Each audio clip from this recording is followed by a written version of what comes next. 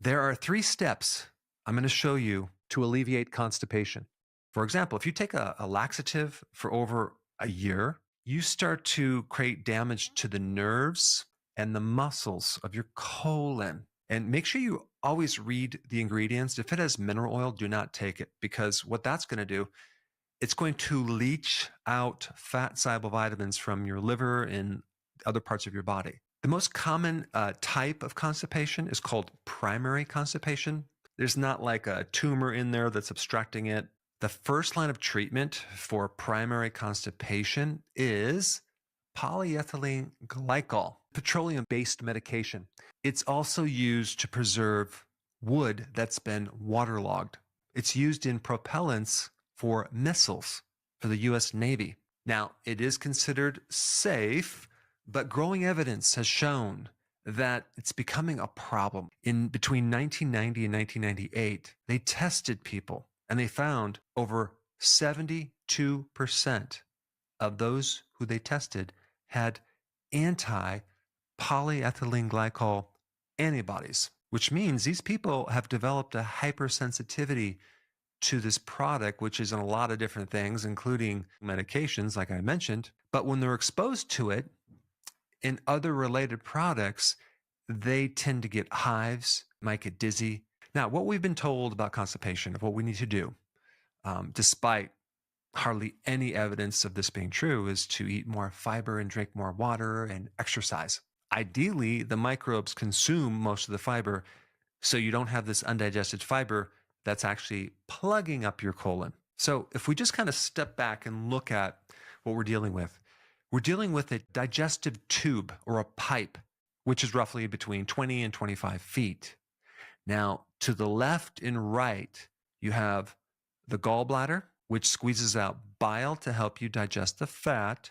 And then you have the pancreas, which releases enzymes to start breaking down the food, and enzymes that are made by the small intestine, all working together to break down your food and absorb nutrients. Now, think about this. If you don't have enough hydrochloric acid in your stomach to break down the protein, then you end up with undigested protein that enters the small intestine. And so you might get cramping and extra work by the pancreas to pump out more enzymes. One thing that humans cannot digest is fiber.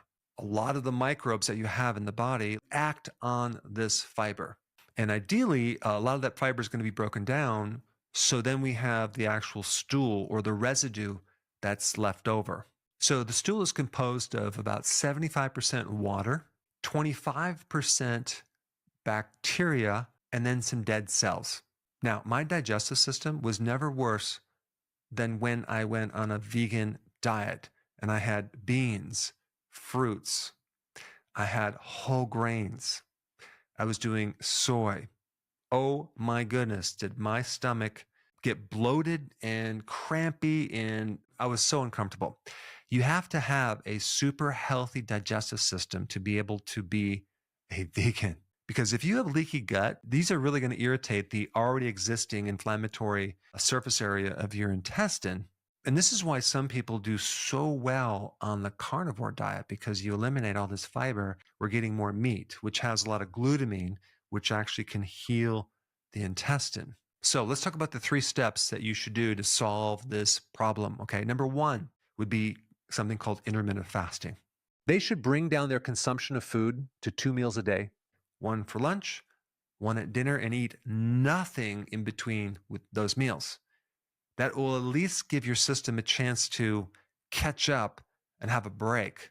Okay, step number 2. This is where we're going to fix the diet. The more complex your meals are with all these different ingredients, the more chance for more stress on the digestive system. Maybe you start off with some meat and maybe 2 cups of vegetables or salad, which would be better, easier to digest than like broccoli, things like that, unless the broccoli is cooked or steamed. Now, one really good vegetable would be sauerkraut, which is really good for healing a leaky gut. So you don't want to get your fiber from grain synthetically created. We want to give your microbes things that they recognize and they're used to digesting, things like polyphenols, to actually feed the microbes. But when you're dealing with the fiber from corn fiber, you're not getting these polyphenols. Another really, really important thing to avoid is seed oils, soy, corn, canola, because these things have been severely refined. So change your diet, and the diet I'm going to recommend is the healthy version of the ketogenic diet. And I'm going to put a link down below, but you're going to tweak it by not consuming a massive amount of greens or salad. You're going to have just a small amount and probably cooked or fermented, at least initially.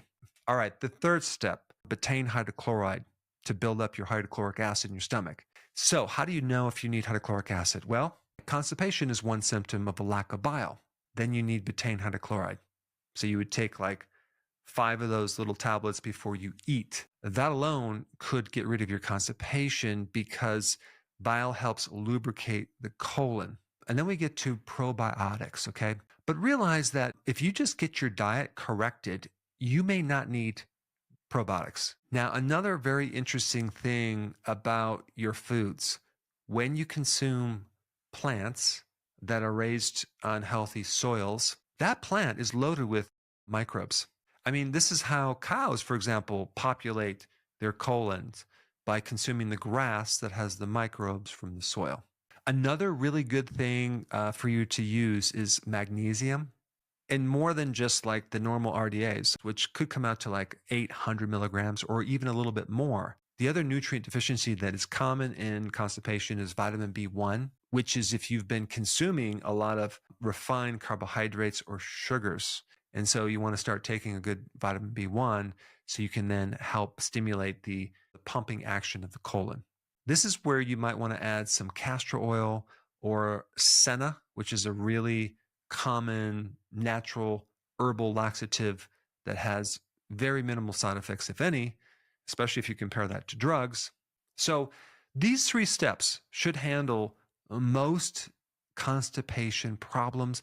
There is always exceptions to the rules, and there's other things to take. But for right now, I think the most important thing is to start with step 1, which is intermittent fasting. So if you have not seen this video, check it out on intermittent fasting. Before you go real quick, I have a course entitled How to Bulletproof Your Immune System. It's a free course. I want you to take it. And here's why. Here's you. Here is your environment. Everyone is focused on this over here, avoiding your environment. But what about here? What about strengthening your immune system? That's what's missing.